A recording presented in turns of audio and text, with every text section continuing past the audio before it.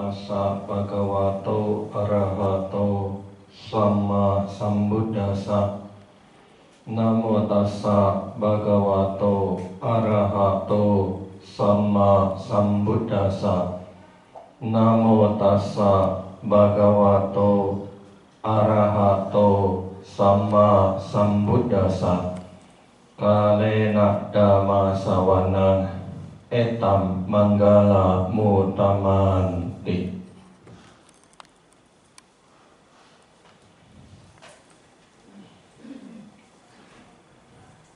Auso Biku Subaro, Bapak Ibu sekalian, bersama pada pagi hari ini kita berkumpul untuk menjalankan kewajiban sebagai umat Buddha, melakukan puja bakti, memberikan penghormatan kepada Dhiratana Buddha Dhamma Sangha. Puja bakti pagi ini juga dirangkai dengan kegiatan Patidana yang ditujukan untuk mendiang Bapak Chandra Dharma Satyadi yang hari ini adalah puja Patidana peringatan 1 tahun kepergian mendiang. Semoga jasa kebajikan yang dilakukan khususnya oleh sanak keluarga, istri, putra-putri mendiang, jasanya melimpah kepada mendiang. Semoga mendiang mengetahui dan ikut berbahagia di alam kelahirannya yang sekarang. Bapak Ibu sekalian, guru itu adalah profesi yang sudah amat sangat tua. Hal ini bisa kita buktikan kalau kita membuka kitab-kitab kuno dari India. Ramayana, Mahabharata memunculkan figur-figur guru yang mengajar para tokoh yang ada pada cerita itu. Ada guru yang mengajar Rama dan Laksmana. Kalau kita membaca Ramayana, ada guru yang mengajar Pandawa dan Kurawa. Kalau kita membaca Mahabharata, di zaman Sang Buddha, pada saat beliau masih sebagai Pangeran Siddhartha tinggal di istana, beliau juga diasuh, dididik oleh seorang guru yang bernama Wasumita. Bapak Ibu sekalian, di masa lalu guru tidak hanya mengajar baca dan tulis, tidak hanya mengajar kedisiplinan murid-muridnya, tapi di masa lalu guru pun mengajar ketangkasan bagi murid-muridnya. Bagaimana murid menggunakan pedang, bagaimana murid menggunakan tombak, bagaimana murid menunggang kuda atau gajah. Itu menjadi tugasnya guru. Di zaman sekarang kita hidup di zaman modern. Pendidikan memiliki jenjang yang bertahap. Dulu ketika kita masih kecil, masih sedikit playgroup dan taman kanak-kanak. Kita sekolah pasti langsung masuk SD. Jarang ada yang lewat playgroup ataupun taman kanak-kanak. Pokoknya langsung SD. Umur 6 tahun masuk SD. Sekarang mah teu bisa deh. Kurang 2 bulan ge teu bisa. Mun umur 7, encan umur 7 kurang 2 bulan teu bisa langsung asup SD ayeuna mah. Iya kan? Kenapa? Kompetensi. Harus 7 tahun. Nah, kita perhatikan. Kalau dulu satu guru bisa mengajar banyak pengetahuan. Kalau sekarang lebih dikhususkan. Ya kan? Kita lihat kalau di universitas ada pendidikan guru sekolah taman kanak-kanak. Tingkatnya S1. Mun baheula mah tingkat SMA bisa ngajarnya. Ya kan? Dulu kita sekolah kan ada SPG, Sekolah Pendidikan Guru. Tingkatnya setara SMA. Ya, guru olahraga ada SGO, Sekolah Guru Olahraga. Tingkatnya SMA. Mun ayeuna mah teu bisa deui kitu. Ya kan? Minimal harus S1. Dulu guru agama Buddha, ada guru agama Buddha di sini. Lulusan mana baheula? Oh, jadi ini ya, apa namanya? Non linear. Apa namanya itu kalau pindah itu? Kan ada yang dulu cuma lulusan PGA, pendidikan guru agama. Dulu tuh dibuntu emputang tular itu. Setingkat SMA bisa ngajar agama Buddha. Nah sekarang nggak bisa lagi. Minimal semua harus standarnya strata 1. Ya, kenapa? Karena kompetensi lagi ke depan. Ya, dipersiapkan untuk apa? Bisa lebih maju. Nah, Bapak Ibu sekalian, dari zaman dulu sampai sekarang, orang itu tidak hanya mendidik orang. Ada beberapa orang yang punya kemampuan mendidik mereka yang bukan orang. Memang bahasa sehari-hari kita menyebutnya dengan istilah pawang. Tapi kan itu juga mendidik. Cik tingali pawang orai. Dididik tuh eta orai teh. Dididik eta si Panji nangkepan orai teh dididik eta teh. Ngarantel macok ka ditu ka dieu. Ngerti teh. Ledok sia ku aing teu ngarti mah. Ya nggak apa-apa, yang penting ikut ketawa aja ya. Ya jadi dididik. Ada pawang ular, ada pawang buaya. Kita mau orang ke Lampung kan ningali gajah bisa main bola. Kita kan diajaran untuk ujuk-ujuk kita teh gajah yang main bola teh ngilu Piala Dunia. Portugal eleh euy karunya. Kudu update di kuge atuh. Ya kan? Sanajan teu ningali TV ge, pokona kudu update. Soalnya yang lagi dibicarain kan ini sekarang. Demam Piala Dunia. Demam Piala Dunia. Ya, kemarin Messi ge curita. Ya, jadi ini pawang buaya. Buaya dididik. Itu kalau kita ke Thailand bisa lihat buaya dididik juga. Gak usah jauh-jauh ke Thailand lah, di Cibarus lagi ayah. Ya, ada itu sekolah buaya. Nah, di zaman Sang Buddha ada seorang pawang kuda yang bernama Kesi.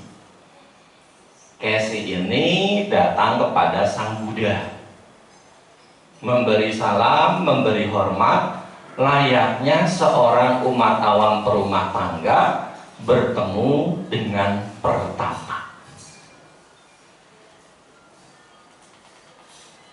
Bapak Ibu sekalian, sekilas Khotbah Sang Buddha itu kita sebut sutta. Judul dari sutta itu bisa diambil dari nama orang yang ada pada sutta tersebut.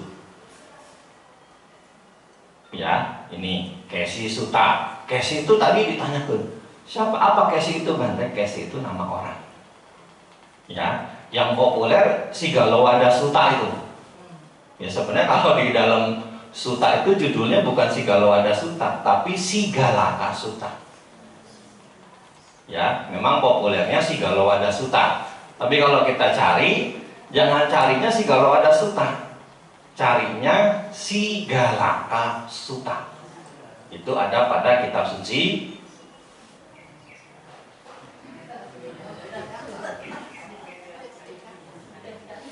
Tiga Nikaya. Ini kayak pinter. Ya, Tiga Nikaya. Nah, kemudian judul sutta bisa diambil dari nama tempat di mana sutta itu dibabarkan. Ya, contoh kalau kita baca-baca Majjhima Nikaya itu ada judul suttanya Gosinggasala Sutta. Gosingga itu nama hutan. Nama hutan yang ditumbuhi pohon-pohon sala. Makanya di situ disebut ya, khotbah di hutan pohon sala yang namanya Gosingga. Ada Cula Gosinggasala Sutta, ada Maha Gosinggasala Sutta. Ada khotbah pendek, ada khotbah panjang yang disampaikan di hutan sala Gosingga. Ya. Kemudian ada Catuma Sutta. Catuma itu nama tempat, nama desa di mana khotbah itu dibabarkan. Ya, ini yang kedua. Nah, yang ketiga, judul sutta itu bisa dari apa yang ada di isi sutta tersebut. Tadi maca naon? Sutana? Manggala Sutta. Ya, itu isinya apa? Tentang berkah. Nah, dijadiin judul. Sakapun kan sok maca oge karania Metta Sutta. Ya kan? Metta Sutta khotbah tentang cinta kasih. Karania Metta Sutta khotbah tentang cinta kasih yang harus dikembangkan. Pilih mana tak? Harus dikembangkan apa? Khotbah tentang cinta kasih hunkul. Ya, harus dikembangkan ya Ansya. Nah, Bapak Ibu sekalian, jadi ini ya sekilas. Jadi harus tahu nih. Ya, meskipun nggak harus hafal, pokoknya yang penting tahu. Jadi nanti ada kutipan sutta ini, oh ini nama orang. Sutta ini, oh ini nama tempat. Ya. Sutta ini, oh ini isinya.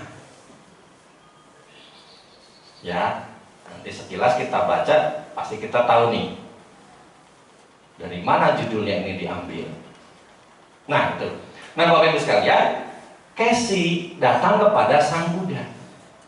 Setelah memberi hormat, memberi salam kepada Sang Buddha, dia duduk di satu sisi. Ini bedanya orang dengan sosok dewata. Mun dewata mah teu diuk nangtung. Cik tinggal lihat tadi Manggala Sutta. Setelah memberi salam, memberi hormat, dewa itu berdiri di satu sisi. Sambil berdiri, dewa itu bertanya kepada Sang Buddha. Nah, kunaon dewa teu diuk? Lain logo kursi, hanya kursina. Karena ada dua alasan. Di dalam Paramata Jotika dijelaskan kenapa dewanya itu enggak duduk, kenapa dewanya itu berdiri. Alasan satu, dewa itu pengen cepat-cepat pergi kalau udah dapat jawaban dari Sang Buddha. Karena alam manusia bagi dewa Tawatingsa ke atas itu bau. Ya, itu yang turun bertanya tentang berkah itu kepada Sang Buddha itu dari Tawatingsa itu disuruh Dewa Saka. Karena udah 12 tahun polemik tentang berkah, tentang manggala itu jadi perdebatan. Makanya solusinya kan tanya kepada Sang Buddha. Ya, karena disuruh oleh Dewa Saka, Dewa Muda dari Tawatingsa itu turun ke alam manusia. Ya, itu ada di kitab komentar Paramata Codika. Nah, itu alasan pertama. Jadi diumpamakan kalau Dewa Tawatingsa ke atas, turun ke alam manusia itu seperti kita kerja bakti, bersihin selokan, bau lumpur, udah mandi, suruh nyemplung lagi, gak bakal mau. Ya, itu perumpamaannya. Nah, yang kedua, karena dewa itu nggak punya rasa capek. Jadi dewa itu berdiri selama apapun, duduk selama apapun, berjalan sejauh apapun, berbaring selama apapun, dia nggak akan kecapean. Beda dengan kita. Ya kan? Tadi mulai jam 9, ini udah jam 10, udah 1 jam duduk, barangkali tak pindah sukuna. Berapa kali mengubah posisi duduk? Terus terhitung ya. Saya kayak cangkel, saya kayak makan kiwa ini kena. Ya, ini alasannya begitu. Bedanya kalau manusia itu pasti duduk, kalau dewa itu pasti berdiri. Ya, kalau manusia ya seorang manusia, kalau dewa itu sesosok dewa, bukan seorang dewa, rancung kayak. Hari itu dewa, hari itu seorang. Itu puguh tadi bahasa teh kalimat teh. Ya, sesosok. Bedakeun antara seorang dewa, ya, seorang manusia dengan sesosok dewa. Tong kabali. Kadang-kadang kan orang Sunda sepitunya kepedesan jadi kabalik-balik tak. Saya berlutik itu ningali topet jadi teko. Nah, Bapak Ibu sekalian, duduk. Nah, setelah Kesi duduk ini, Sang Buddha mulai membuka percakapan dengan Kesi. Kesi, kamu adalah pawang kuda. Banyak kuda-kuda yang kamu jinakan. Nah, bagaimanakah caranya Kesi kamu menjinakkan kuda-kuda? Ya, jadi ada caranya. Nggak usah kabung-kabung itu ditangkap dari hutan, kuda liar teh simsalabim, abrak-abrak, langsung jadi jinak, enggak. Karena kalau di zaman dulu kuda teh jadi alat transportasi manusia. Ya kan? Zaman-zaman dulu belum ada Alphard, belum ada Jaguar, belum ada Ferrari. Belum ada kendaraan mesin. Kuda itu jadi alat transportasi manusia. Nepi kaya nanti gitu kan? Ya, ini kali TV itu terpenting. Hah? Lain andong. Eta Bapak Jokowi kan pengantinnya ditarik pakai kereta kuda, kudana genep. Terningali emang. Saya kan nyantip di wihara gerenyang semut kabeh. Saya mau maca berita ningalian berita online. Ya. Jadi sampai sekarang pun demikian. Enggak sakapeng-kapeng itu teh kuda teh jadi jinak. Enggak pakai simsalabim, enggak pakai abrakadabra. Itu teh ada prosesnya. Ya. Nah, sekarang pertanyaan Sang Buddha, gimana cara menjinakkan kuda-kuda itu biar bisa dipakai membantu manusia? Ya, kalau di Jawa Barat, daerah yang terkenal punya kuda unggulan itu Kabupaten Kuningan. Sing ngerti orang Sunda teh di mana wae di tanah Sunda teh anu kasohor. Wong naon teh Bogor wae Bogor, cungkring wae cungkring. Soto koneng wae soto koneng. Ya. Nah, Bapak Ibu sekalian, Casey memberikan jawaban. Guru Gotama, dalam upaya menjinakkan kuda, kami melakukan beberapa cara. Satu, pakai cara yang lembut. Dua, pakai cara yang keras. Tiga, pakai cara lembut dan keras. Gabungan dari cara pertama dan cara kedua. Inilah Guru Gotama, bagaimana cara kami menjinakkan kuda-kuda. Setelah mendapat jawaban itu, Bapak Ibu sekalian, Sang Buddha tanya lagi, Casey, kalau seandainya cara 1, 2, 3 sudah digunakan, kudanya belum juga jinak, belum juga disiplin, adakah cara lain? Casey menjawab, ada Guru Gotama. Kalau seandainya kuda itu sudah pakai cara 1, 2, 3 belum juga disiplin, maka kami akan membunuhnya agar tidak membuat malu guru kami dan kelompok kami. Ya, jadi kalau pakai cara lembut, cara keras, cara keduanya udah dipakai, kudanya masih juga belum disiplin, belum juga jinak, masih liar aja, maka kelompok pawang kuda Casey ini akan membunuh kuda tersebut.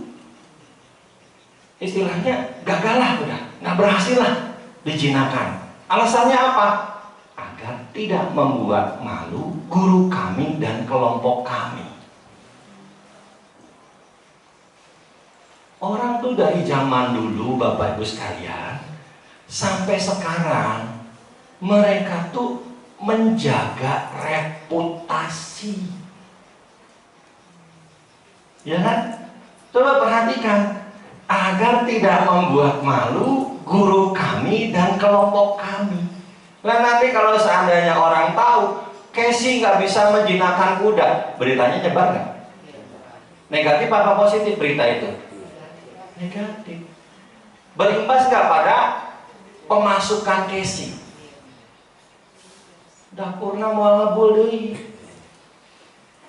Ya kan? Berimbas pada pekerjaannya.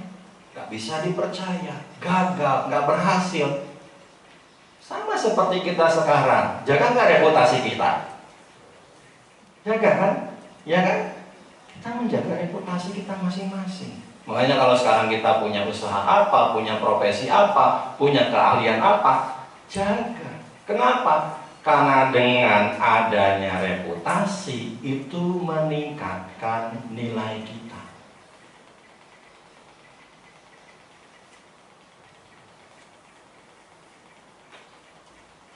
Orang sudah terkenal, reputasinya apa? Jago desain.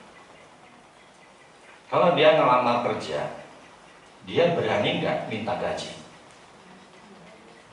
Berani. Kenapa? Udah ada reputasi. Ya. Tapi kalau nggak punya kemampuan itu, berani nggak minta gaji? Karena ada nggak pede. Ya. Di sini kita perhatikan reputasi. Ini sebenarnya kalau kita menelaah ke dalam sutta, reputasi itu ilmunya Brahmana. Banyak waktu saya belajar sekolah PR itu, ini ilmunya Brahmana, saya kan Samana. Ya, tapi ada kan bisa kepake juga. Setidaknya dipakai buat ngasih tahu Bapak Ibu sekalian. Nah, Bapak Ibu sekalian, itu jawaban Casey kepada Sang Buddha. Nah, sekarang balik Casey yang nanya kepada Sang Buddha. Jadi sebenarnya kalau secara khotbah itu kan ada pucitagata, ada apucitagata. Ada khotbah yang sifatnya monolog, ada khotbah yang sifatnya dialog. Ya, coba aja perhatikan ya, kalau baca-baca sutta. Ada khotbah yang sifatnya tanya jawab, ada khotbah yang sifatnya searah. Nah, Alawaka Sutta itu khotbah yang sifatnya dialog. para bawasuta, khotbahnya yang sifatnya dialog, percakapan. Itu ada istilah-istilahnya semua. Belum sampai ilmunya ke situ ya. Sama, saya juga baru tahu. Ya, kita sama-sama belajar. Nah, Casey tanya persis seperti pertanyaan Sang Buddha yang diajukan kepadanya. Guru Gotama ini juga seorang guru yang punya banyak murid. Bagaimana cara Guru Gotama mendisiplinkan murid-muridnya? Casey, ya, Sang Buddha memberikan jawaban. Casey, dalam upaya mendisiplinkan murid-murid, kami juga menggunakan beberapa cara. Ada cara lembut, ada cara keras. Ada gabungan dari kedua cara ini. Apa maksudnya dengan cara lembut? Bapak Ibu sekalian, di sutta ini dijelaskan, yang disebut dengan cara lembut itu adalah murid-murid itu dikasih tahu. Ini perbuatan baik melalui pikiran. Ini perbuatan baik melalui ucapan. Ini perbuatan baik melalui badan jasmani. Ini buah dari perbuatan baik melalui pikiran. Ini buah dari perbuatan baik melalui ucapan. Ini buah dari perbuatan baik melalui badan jasmani. Ini alam manusia. Ini alam surga, alam dewa-dewi. Ya. Jadi dikasih tahu yang baik-baik dan buahnya, hasilnya, pahalanya. Kenapa?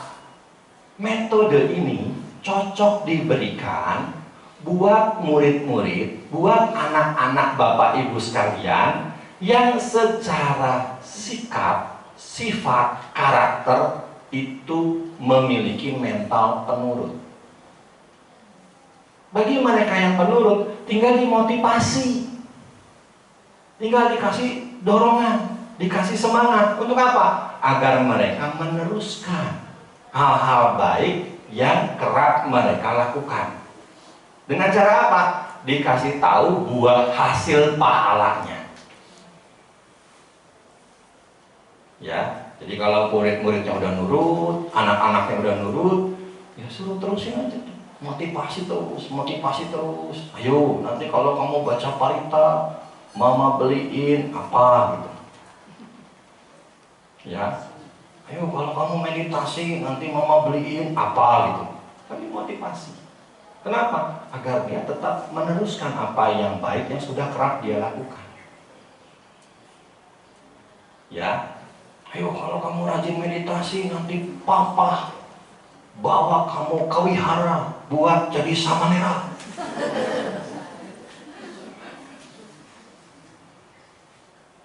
Nah, yang kedua, cara keras. Dikasih tahu, ini perbuatan buruk melalui pikiran, perbuatan buruk melalui ucapan, perbuatan buruk melalui badan jasmani. Ini akibat dari perbuatan buruk melalui pikiran. Ini akibat dari perbuatan buruk melalui ucapan. Ini akibat dari perbuatan buruk melalui badan jasmani. Ini alam neraka, ini alam peta, setan kelaparan, ini alam binatang, ini alam asura. Dikasih tahu yang jelek-jelek dan akibatnya. Kenapa? Ini buat murid, buat anak-anak yang sedikit bandel. Mereka-mereka yang bandel perlu sedikit ditakut-takutin biar insaf, biar kapok. Begini, contoh yang pernah pasti kita lakukan ketika kita masih kecil. Zaman kita dulu kecil kan belum ada gadget, belum ada handphone, ya kan? Kita semua pasti kalau main sepulang sekolah di luar rumah, main lompat tali, ya kan? Main engklek. Budak kayak nama contoh tuh bisa itu tes, ya kan? Main gatrik, ya kan? Main serodot demam. Serodot demam apa tuh? Nu batu digoyang-goyang, tuk gitu, diadukeun jeung batu deui. Duh, geus poho dah. Beda istilahnya memang. Ya, main gundu, main kelereng, main tembak-tembakan, pakai pelepah pisang ya kan? Main petak umpet segala macem, main sepak bola segala macem, main kasti, main boy. Ya, itu semua kita lakukan di luar rumah. Kadang-kadang saking asiknya main, sampai maghrib pun kita masih main. Lupa waktu. Orang tua udah manggil-manggil, pulang, mandi, makan. Ayo main terus, masih asik. Sekali dipanggil, masih asik main. Begitu manggil yang kedua, pulang. Maghrib masih main aja di luar, nanti diculik kolong wewe. Pulang nggak? Ada yang pernah lihat kolong wewe? Langsung siun, ya kan? Pasti langsung pulang mandi. Masih berani nggak main di luar? Kagak, ya, nggak ada. Nah, ini cara yang kedua, diberikan buat murid anak-anak yang sedikit bandel. Perlu ditakut-takutin biar dia sadar, biar dia insaf. Nah, yang ketiga, gabungan dari kedua cara ini. Jadi ada dikasih tahu cara yang baik, ada dikasih tahu cara yang tidak baik. Buat apa? Buat siapa cara ini diberikan? Bapak Ibu sekalian, cara ini diberikan buat mereka yang pikirannya skeptis, ragu-ragu. Ya, ragu-ragu, skeptis ternyata bahasa keren. Mana ini diajar? Ya, buat mereka yang peragu tuh. Kan kadang-kadang anak-anak tuh belum tentu penurut semua, belum tentu bandel semua. Kadang-kadang kan mereka pengen tahu, makanya suka banyak nanya. Ya kan? Apalagi anak-anak zaman sekarang, rasa keponya itu lebih kuat dari kita zaman dulu. Ya, kenapa? Karena pengaruh dari media yang ada di dalam genggaman tangan mereka. Ya, jadi dua-duanya dikasih tahu biar mereka milih. Karena mereka memiliki karakter sikap yang skeptis, peragu. Kalau memang mereka cerdas, pasti mereka akan memilih cara yang pertama. Ya, ini. Nah, Bapak Ibu sekalian, Casey, inilah cara kami mengajar, mendisiplinkan murid-murid. Casey nanya lagi, Guru utama, kalau 3 cara ini sudah dilakukan, tapi muridnya belum juga disiplin, adakah cara lain? Ada, Casey. Kalau 3 cara ini sudah dilakukan, muridnya belum juga disiplin, maka kami akan membunuhnya. Makanya jadi umat Buddha kudu nurut-nurut. Muntah disembelih ya. Nah, Bapak Ibu sekalian, makna kata membunuh di sini bukan dibunuh secara betulan. Makna kata membunuh di sini adalah dijatuhi hukuman Brahmana Danda. Sanksinya apa? Tidak diajak bicara, tidak diajari apapun. Ya, hal ini pernah dijatuhkan di zaman Sang Buddha kepada siapa? Biku Cana. Cana ini kusir Pangeran Siddhartha. Dia yang mendampingi ketika Pangeran Siddhartha keluar dari istana melihat 4 peristiwa. Dia yang mendampingi ketika Pangeran Siddhartha meninggalkan istana memotong rambut, melakukan pelepasan agung. Ketika Petapa Gotama sudah mencapai pencerahan sempurna, menjadi arahat sama Sang Buddha, kembali ke Kapilawatu, beberapa pangeran menjadi biku, termasuk Cana di kemudian hari juga jadi biku. Tapi meskipun sudah jadi biku, Bapak Ibu sekalian, Cana ini tidak bisa melepas label ego personalnya. Kalau ada biku lain ngajarin dia, saya kusir Pangeran Siddhartha. Kalau dia berbuat salah ditegur, saya kusir Pangeran Siddhartha. Kan kadang-kadang kita gitu ya, merasa dukut, teh dijual ya, padahal nu dijual mah berora wauh. Belum tentu dia kenal sama kita, ya kan? Ya, kayak dulu kan sempat heboh ngaku anaknya jenderal. Masih kan nggak berita itu? Ya kan? Ngejual nama. Hanya dilakukan oleh Cana pun demikian. Justru sebaliknya, kalau kita kenal dengan tokoh populer, perilaku kita harus lebih baik, bukan malah sakadaek. Iya kan? Iya. Saya kenal sama Jokowi, tapi korupsi malah. Itu sarua tuh jeung perilaku Jokowi itu kan? Ya, jangan sampai kayak gitu. Kalau memang kita kenal dengan seseorang yang sudah populer, tunjukkan sikap perilaku yang memang mencerminkan tokoh populer yang kita sebutkan itu. Bukan malah sebaliknya. Ya, jadi itu yang dilakukan oleh Cana. Biku-biku melaporkan ini kepada Sang Buddha. Oleh Sang Buddha, Cana ini ditegur. Sekali ditegur, anggar we kitu keneh. 2 kali ditegur, anggar we kitu keneh. 3 kali ditegur, masih we. Sang Buddha Maha tahu.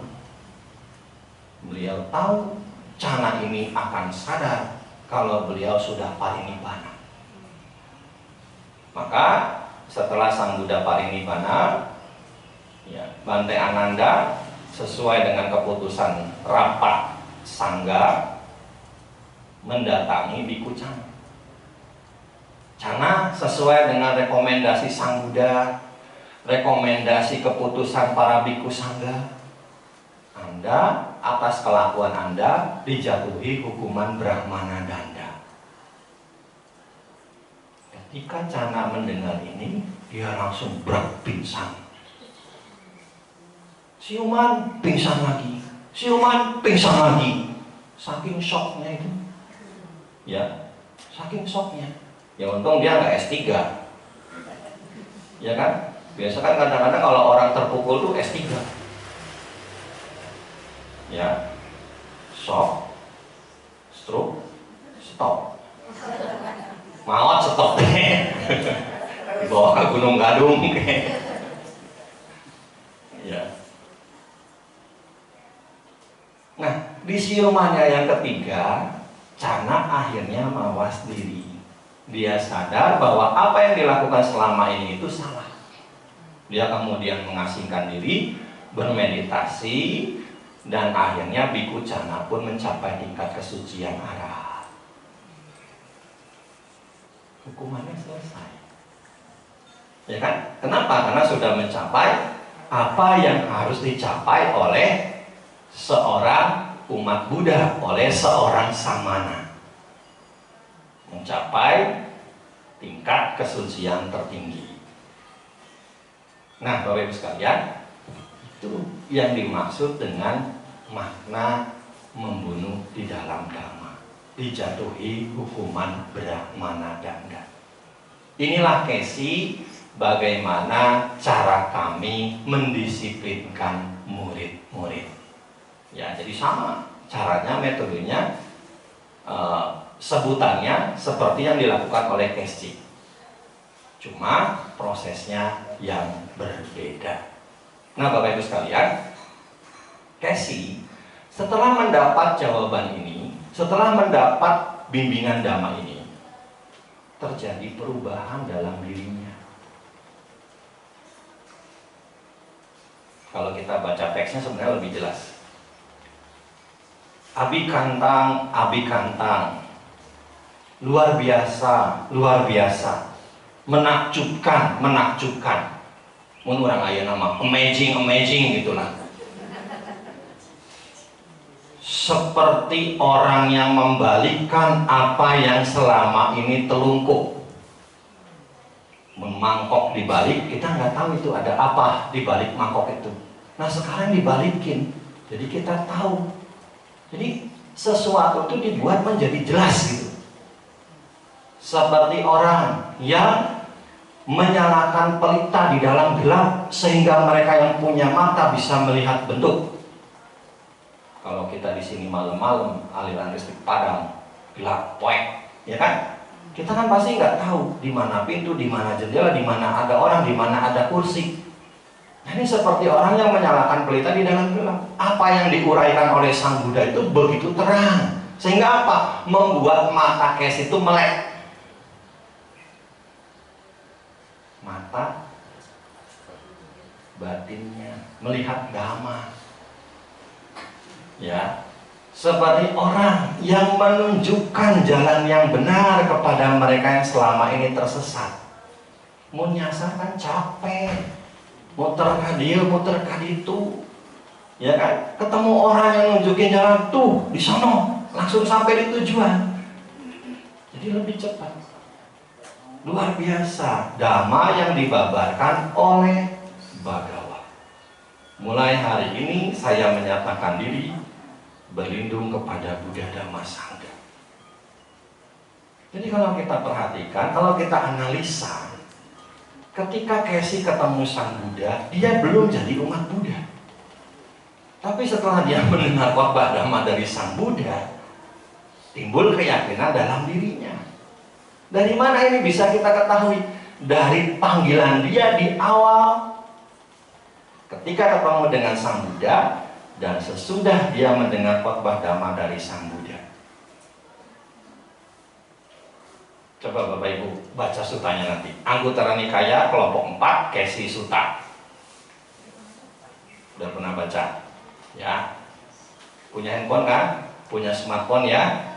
Smartphone itu artinya smartphone itu artinya telepon pinter. Terus pinter can apa dibodohan main game aja jadi nah. Ya, jadi gunakan buat minterin kita. Itu sutta-sutta itu sudah ada aplikasinya di Play Store, di iOS. Di-downloadin, dibacain. Jadi kalau ada waktu luang, buka handphonenya buat baca sutta. Daripada main PUBG, meyakinkan kuota. Saya mah tahu judulnya aja, mainnya mah nggak bisa saya main game. Ya, saya bukan biku gamer. Memang ada beberapa biku yang suka e-sport. Kan pernah heboh kan di Thailand itu ada biku juara e-sport kan? Jadi sehari-hari itu nggak meditasi, nongkrongin laptop aja itu.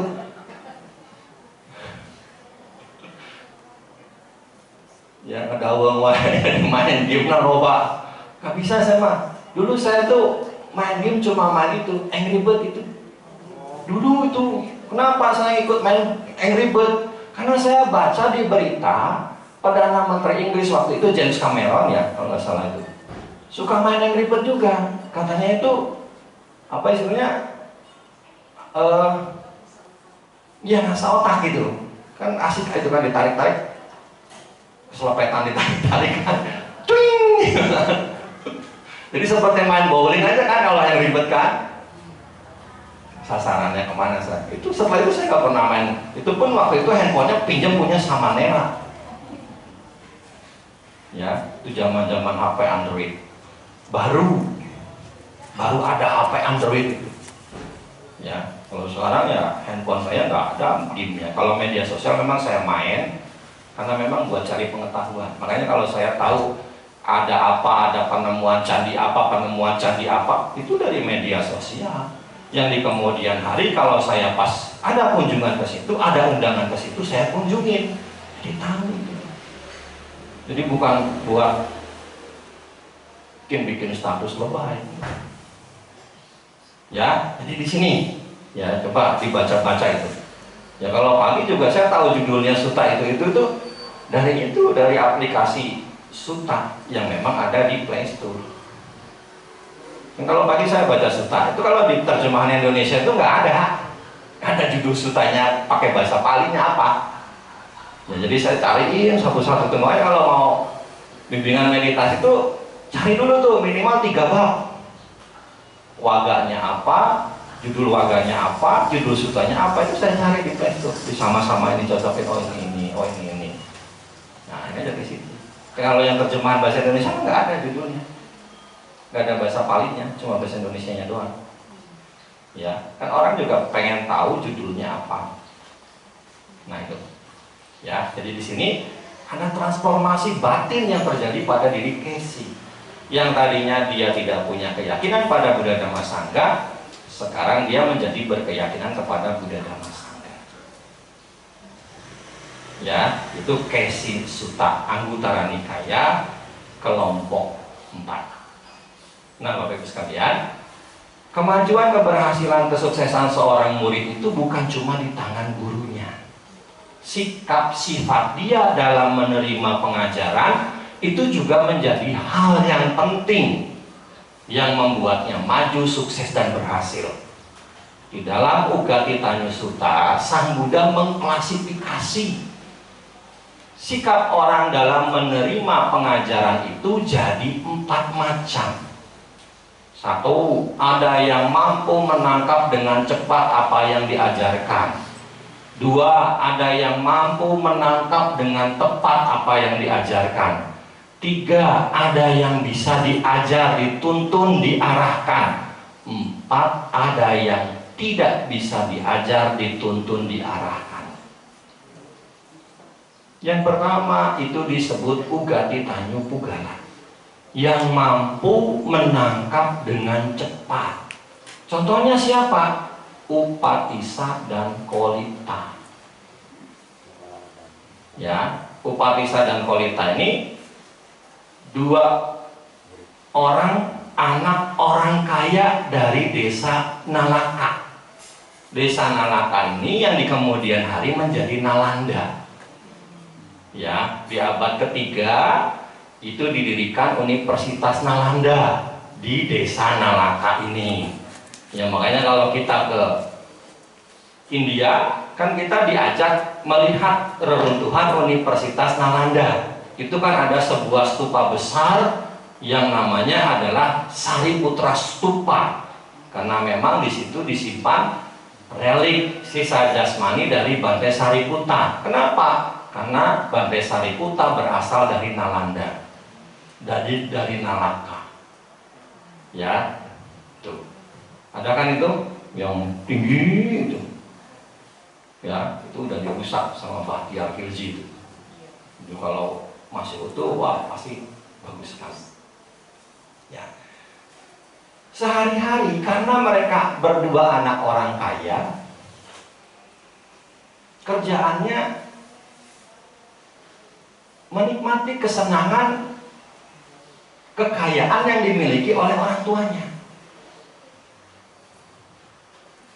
Tarian, nyanyian, musik, pertunjukan. Untung saat itu belum ada e-sport. Jadi bahasa gampangnya, sehari-hari yang dilakukan oleh Upatissa, clubbing dan dugem. Menikmati apa yang diberikan oleh orang tuanya. Ya kan, kalau orang tua kaya kan fasilitasnya pasti buat anaknya. Nah, mereka jenuh dengan apa yang sehari-hari mereka lakukan. Makan enak juga aja membuat jenuh. Jadi jangan dikira, kadang-kadang kita, wah enak nih, belum tentu. Ya kalau sehari-hari eta deui, ya bosen oke. Ya, akhirnya mereka meninggalkan semua itu, memasuki kehidupan sebagai pertapa. Pada masa tahap awal mereka bertapa, mereka berguru kepada Sanjaya. Sanjaya di zaman Sang Buddha adalah satu dari 6 guru yang hidup sejaman dengan Sang Buddha, yang populer juga. Banyak orang-orang menjadi murid Sanjaya. Kalau di dalam Samanyapala Sutta, Bapak Ibu sekalian, pandangan dari Sanjaya ini disebutkan dia sebagai guru memiliki pandangan geliat belut, pandangan berbelit-belit.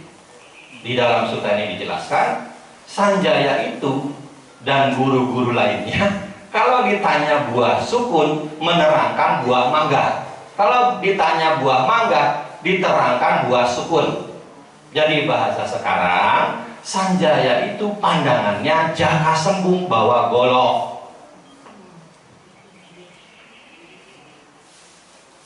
Makanya nggak ada kemajuan Upatissa dan Kolita itu. Akhirnya mereka meninggalkan Sanjaya. Mengembara berdua-dua sekian lama, wah kalau gini-gini terus lama kita menemukan guru yang terbaik buat diri kita. Gimana kalau kita berpencar? Tapi dengan catatan, siapa yang pertama menemukan guru yang tepat harus memberitahu. Mereka pun kemudian berpisah. Dalam pengembaraannya, Upatissa ketemu dengan Bante Asaji, satu dari Pancawagya. Bante Asaji sedang pindah patah, Upatissa memperhatikan. Selesai makan, Upatissa mendekat dan bertanya, siapa guru Bante? Apakah ajaran yang diajarkan oleh guru Bante? Bante Asaji menjawab siapa gurunya. Tapi untuk pertanyaan yang kedua, Bante Asaji menjawab demikian, aku belum lama menjadi murid, hanya sedikit ajaran yang ku ketahui. Meskipun sedikit, kalau memang bermanfaat, tentu sangat-sangat berharga. Maka Bante Asaji pun memberikan bimbingan pengajaran kepada Upatissa berupa sebuah gata yang isinya memuat esensi ajaran Sang Buddha. Apa gatanya? Ye dhamma hetu pabawa tesang hetung tata gato aha tesanca yonirodo ewang wadi mahasamano. Segala sesuatu muncul karena adanya sebab, demikian pula lenyapnya. Inilah ajaran Pertapa Agung. Upatissa, sikapnya, karakternya ugati tanyu pugala. Begitu mendapat ajaran benar, sedikit saja dia memperoleh mata dhamma, menjadi seorang sotapana. Ya. Bertanya di mana Sang Buddha berada, pamit dari Bante Asaji, pamitnya tuh mundur. Sampai Bante Asaji udah nggak kelihatan lagi, baru balik badan. Itu cara murid di zaman dulu menghormati gurunya. Menayana makan begitunya. Guru wis balik badan, dia langsung dikirun. Karena lo badoraka murid ayana. Ya, nah itu mencari Kolita. Ketika ketemu dengan Kolita, Upatissa mengulang ajaran yang didapat dari Bante Asaji. Apa ajarannya tadi? Nah, diulang sekali lagi. Semoga ayahmu jadi sotapana di dia. Tuh malah disesurikeun. Didoakeun ku bikuna ngara umatna jadi sotapana malah seuri. Kasihan deh gue. Ya. Ye dhamma hetu pabawa tesang hetung tata gato aha tesanca yonirodo ewang wadi mahasamano. Segala sesuatu muncul karena adanya sebab, demikian pula lenyapnya. Inilah ajaran Pertapa Agung. Kolita juga seorang ugati tani. Apa yang diucapkan oleh Upatissa menuntunnya memperoleh mata dhamma. Mereka berdua pun kemudian menghadap Sang Buddha, ditasbis menjadi biku. Upatissa menjadi Bante Sariputta, Kolita menjadi Bante Moggallana. Seminggu setelah ditasbis jadi biku, Bante Moggallana mencapai tingkat kesucian arahat. 2 minggu setelah ditasbis menjadi biku, Bante Sariputta mencapai tingkat kesucian arahat. Ya, ini contoh ugati tanyu pugala. Orang yang mampu menangkap dengan cepat apa yang diajarkan. Yang kedua, wipaccitanyu pugala, mampu menangkap dengan tepat. Contohnya siapa? Pancawagya Bhikkhu. Ya, coba kita bandingkan. Gata tadi dengan khotbah Sang Buddha untuk Pancawagya panjang mana? Apa khotbah Sang Buddha untuk Pancawagya? Dhammacakkappavattana Sutta. Isinya tentang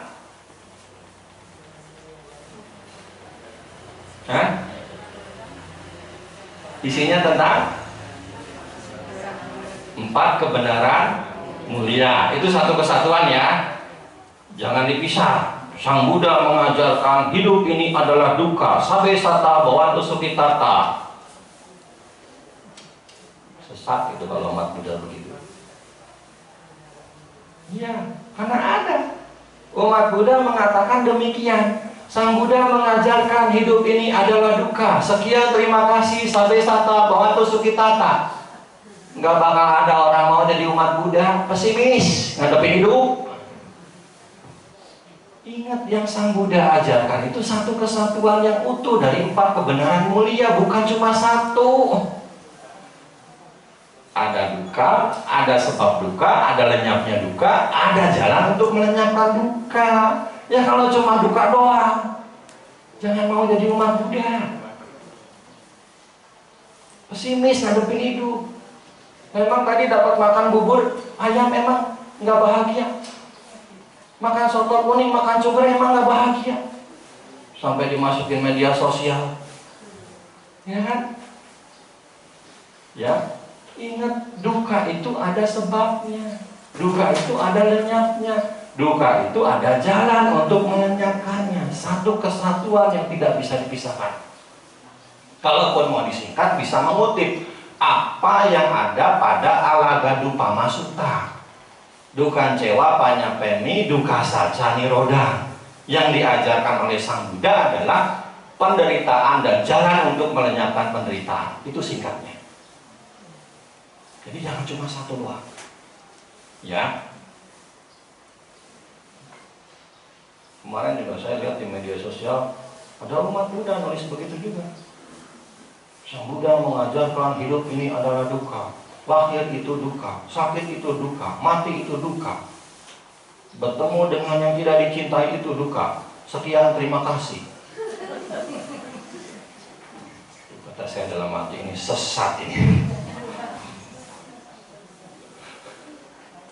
Ya kan, gak ujuk-ujuk duka itu muncul. Ya kan, duka itu muncul karena ada sebabnya. Penyakit jadi duka. Kenapa? Karena kita gak mau sakit umumnya. Ada penolakan terhadap apa yang terjadi dengan diri kita. Sehingga apa? Itu yang membuat kita jadi duka. Ya kan? Iya. Seperti sekarang kaki kesemutan. Ada nggak penolakan? Ada. Hanya ubah posisi. Diubah posisi bukan diganti. Tapi ganti kunang, ku kaki meja, ku kaki kursi. Coba lihat tuh. Bodoh ya mah. Ya, jadi ini satu kesalahan yang tidak bisa dipisahkan ya. Jadi makanya karena saya perlu merawat ini karena saya masih banyak menemukan di lapangan itu ketika menyampaikan khotbah itu masih banyak yang demikian. Sehingga apa, orang menjadi alergi dengan agama Buddha. Kenapa? Karena nggak ada solusi. Iya, kamu sakit, ada obatnya nggak? Kamu sakit, ada obatnya nggak? Nyaho. Kamu sakit, ada obatnya nggak? Emang gue pikirin. Ini nggak ada kepedulian kalau begitu. Ya, jadi orang tuh dikasih tahu dia susah, tapi nggak dikasih solusinya. Itu bahaya sekali.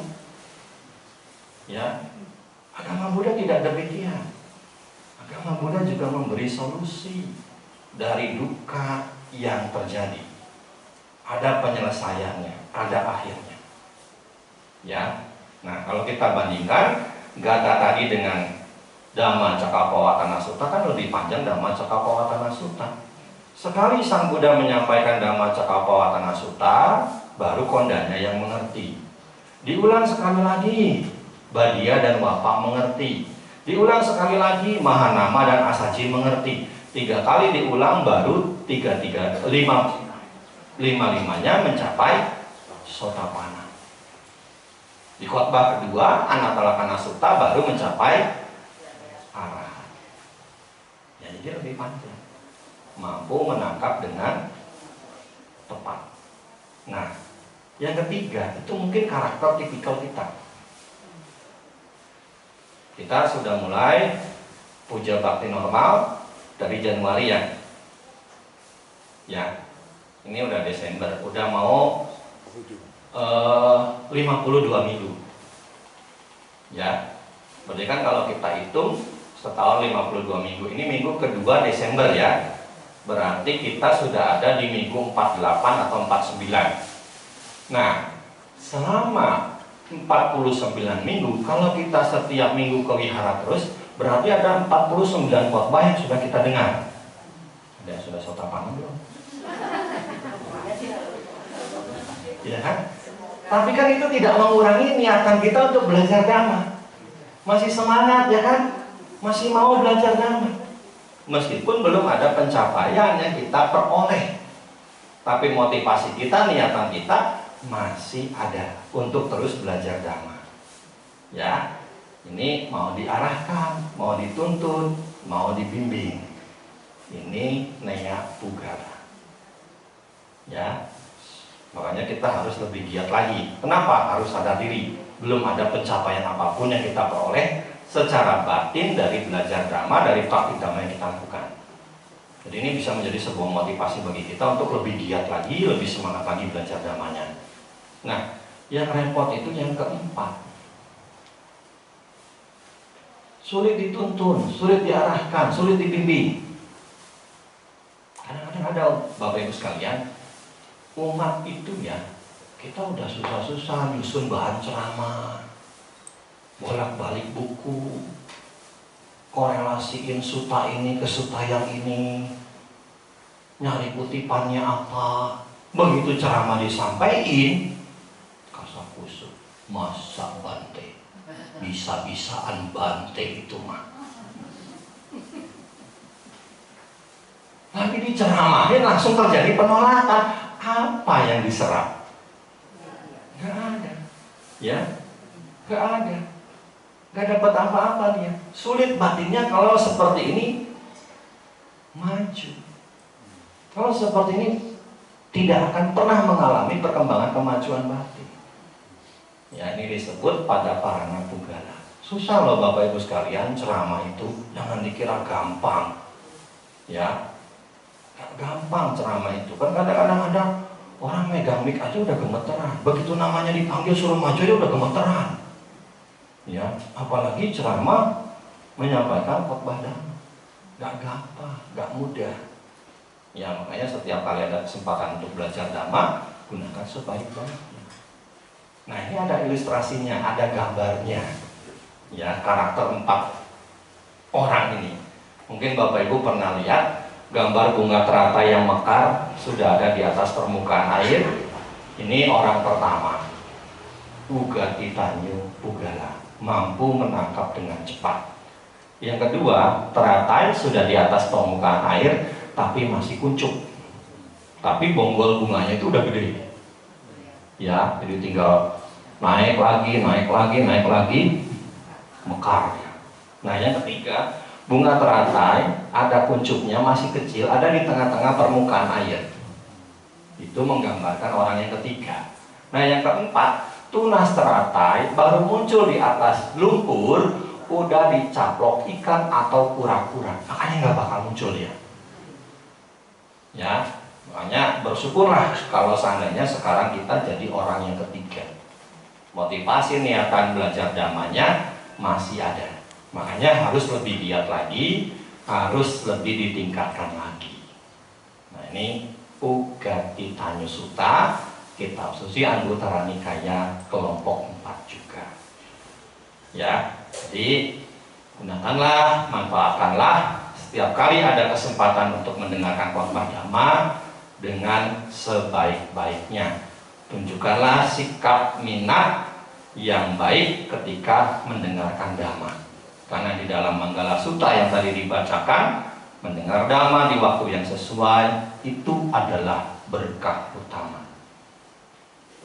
Semoga menambah wawasan pengetahuan, keyakinan, dan dapat dipraktikkan dalam keseharian. Sekian, terima kasih atas perhatiannya. Sampai Sata Bhawantu Sukhitata. Semoga semua makhluk hidup berbahagia. Sadu, sadu, sadu.